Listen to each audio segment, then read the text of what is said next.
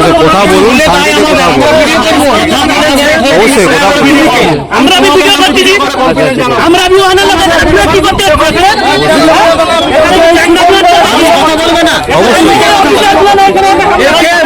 মানুষ না অমানুষ শান্তি